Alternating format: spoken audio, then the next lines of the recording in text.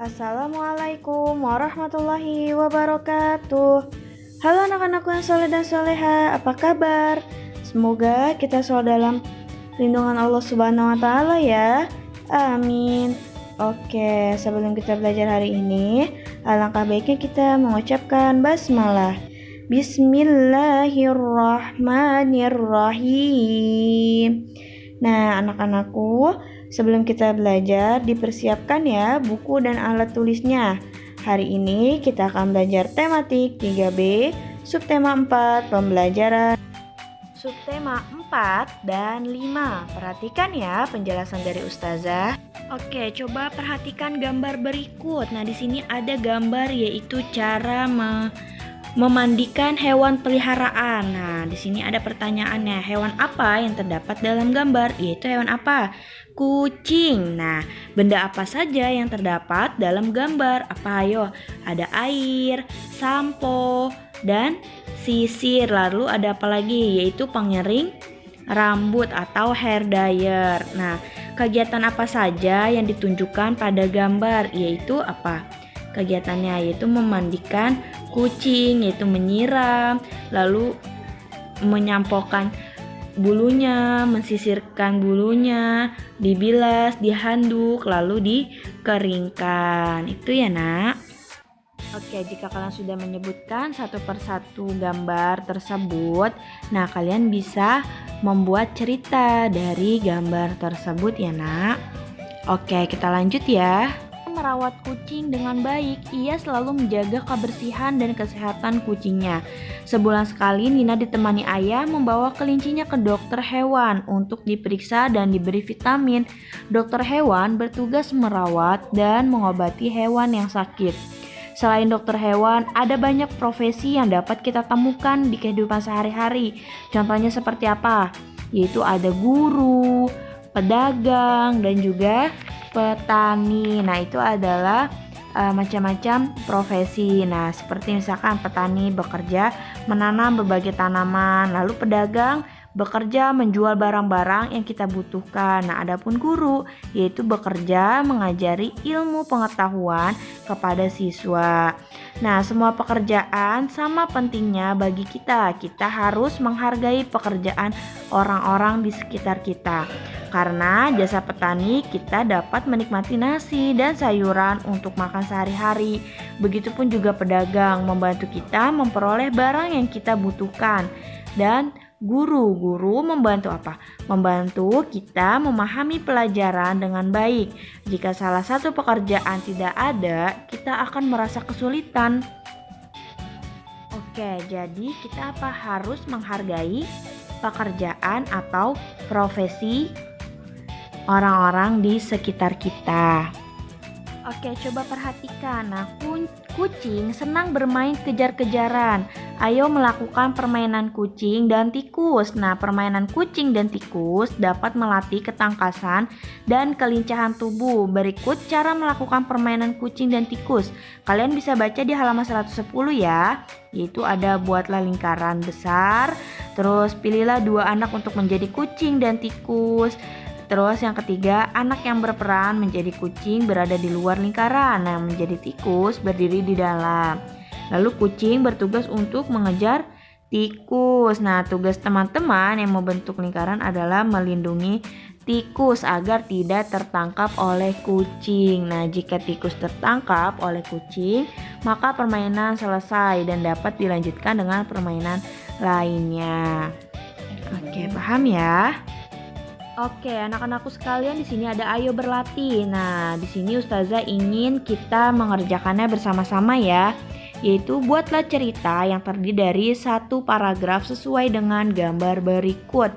Oke, kita buat ya. Contohnya seperti apa. Dan ingat, kalian buka halaman 111 dan ditulis ya di bukunya masing-masing. Oke, nomor 1 yaitu jawabannya. Nino memiliki hewan peliharaan. Nino memelihara ikan. Nino mempunyai kolam ikan yang bagus. Nino memberikan makan ikan 2 kali sehari. Nah, itu nomor 1 ya. Untuk nomor 2, mengapa kita harus menghargai profesi dari orang-orang di sekitar kita? Jelaskan pendapatmu. Hayo, apa ada yang tahu? Oke, yang nomor 2, karena semua profesi memiliki tugas yang sangat penting. Oke, nomor 3, tuliskan tugas dan peran dari profesi berikut. Arsitek, apa arsitek? Oke, kalau arsitek itu membuat sebuah bangunan. Dokter mengobati orang sakit. Wartawan menanyakan suatu informasi. Dan nomor 4, apa manfaat melakukan gerakan mendorong dan menarik badan? Oke, yaitu untuk melatih kekuatan otot lengan. Nah, Ustazah ingin kalian tulis ya. Dan kita lanjut ke pembelajaran 5 ya, Nak. Oke, anak-anakku sekalian, buka halaman 112 yaitu pembelajaran 5. Joni dan keluarga berkunjung ke kebun binatang. Mereka melihat rusa yang sedang makan rumput. Rusa-rusa tersebut dirawat dengan baik. Teringat akan sebuah cerita tentang rusa yang pernah dibacanya. Berikut cuplikan dongeng tentang rusa tersebut, yaitu Kera dan Rusa. Kalian bisa baca di halaman 112. Nah, setelah kalian baca, kalian bisa isi informasi apa yang terdapat dalam dongeng tersebut. Lalu siapa saja tokoh? Tokoh itu perannya yang bermain rusa dan kera. Terus bagaimana sifat tokoh? Sifat tokoh apa? Ada egois, sombong, baik hati, rajin. Nah, untuk itu kalian baca dulu ya dongeng tersebut. Oke, setelah kalian membaca dongeng tersebut, kalian dapat mengerjakan pertanyaan-pertanyaan yang ada di buku, yaitu di halaman 113.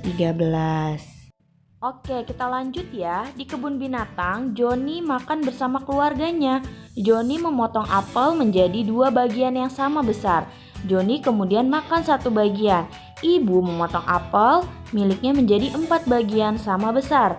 Ibu kemudian makan 2 bagian dari apel berikut. Nah, kita akan belajar tentang pecahan senilai.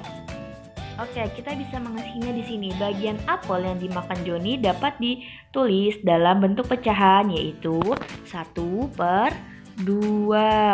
Nah, lalu yang punya ibu, bagian apel yang dimakan ibu dapat ditulis dalam pecahan berapa? Yaitu Oke, coba perhatikan gambar pecahan yang ditunjukkan bagian yang diwarnai berikut. Nah, kalau pecahan senilai ini, lihat dari 1, 2, 3 dari kotak tersebut, kotaknya sama. Nah, 1 bagian dari 2 bagian yang sama, nilai pecahannya adalah 1/2. Lalu dibagi lagi.